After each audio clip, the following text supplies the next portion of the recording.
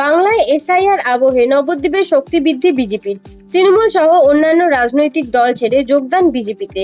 মঙ্গলবার নবদ্বীপ ব্লকের চরমাঝদিয়া চর ব্রহ্মনগর এলাকায় এক পথসভার আয়োজন করে বিজেপি। উপস্থিত ছিলেন রানাঘাটের সাংসদ জগন্নাথ সরকার, জেলা সভানেত্রী অপর্ণা নন্দী, বিধানসভার কনভেনার শশধর নন্দী, রাজ্য নেতৃত্ব গৌতম পাল মণ্ডল, সভাপতি মধুসূদন সেন সহ বিভিন্ন নেতৃত্ব ও অসংখ্য কর্মী সমর্থক। এদিনের সভায় সকলেই তাদের বক্তব্যে আগামী 2026-এর বিধানসভায় তৃণমূলকে হারিয়ে বিজেপিকে ক্ষমতায় আনার ডাক দেয়। পাশাপাশি সম্প্রতি চর্চিত এসআইআর নিয়ে তৃণমূলকে তির্যক ভাষায় আক্রমণ করে।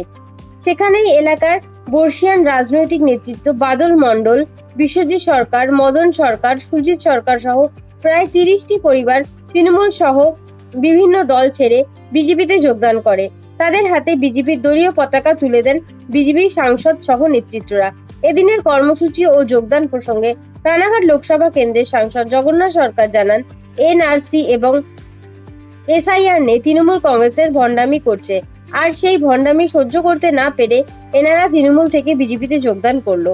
তিনি আরো জানান, সংবাদ মাধ্যমের সামনে তৃণমূল মুখপাত্র কুণাল ঘোষ ইতিমধ্যে উল্টো সুর বলতে শুরু করেছে।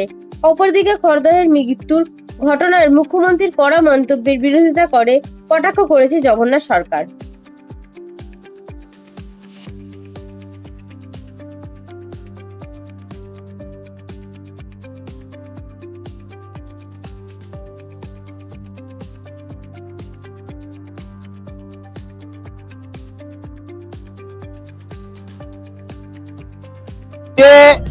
এবং এসআইআর নিয়ে তৃণমূলের ভণ্ডামির জন্য প্রতিবাদে চলে আসছে এবং হিন্দু ধর্ম রক্ষার জন্য তারা আসতে বাধ্য হচ্ছে।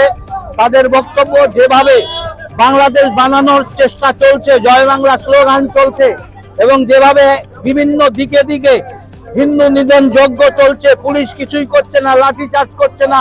মুর্শিদাবাদের গ্রামের পর গ্রাম ফাঁকা হয়ে যাচ্ছে, মালদা, দিনাজপুর, দক্ষিণ 24 পরগনা বিপজ্জনক পরিস্থিতি, খোদ কলকাতা প্রায় বেদখল হয়ে গেছে। আর এর হাত থেকে পরিত্রাণ পাওয়ার জন্যই আজকে যারা তৃণমূল করছিল এবং তারা আজকে ভারতীয় জনতা পার্টিতে জয়েন করছে।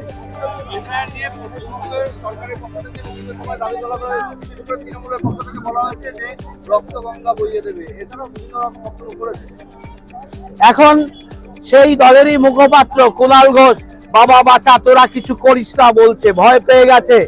অর্থাৎ অভিষেকের তরপানিও নেই, দিদির আর গরম দেওয়া নেই, থেমে যাচ্ছে। এখন দিদির অধীনে ছত্র চায়, যার চাকরি করতো অনেকেরই 2002 সালের লিস্টে নাম নেই, তারা এখন সিএ করার জন্য দৌড়াদৌড়ি করছে আমাদের কাছে এসে।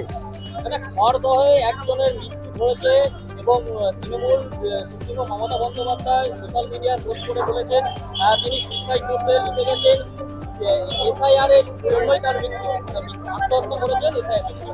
মমতা ব্যানার্জি যতই চেষ্টা করুন না কেন, এই সব ভণ্ডামি করে মানুষকে বোঝানো যাবে না। এসআইআর এর মৃত্যু হয়েছে, উনি কি বড় ডাক্তার প্রমাণ করে দিয়েছে এসআইআর এর মৃত্যু হয়েছে। ভণ্ডামির একটা জায়গা আছে, ওনার কথা আর খাবে না মানুষ।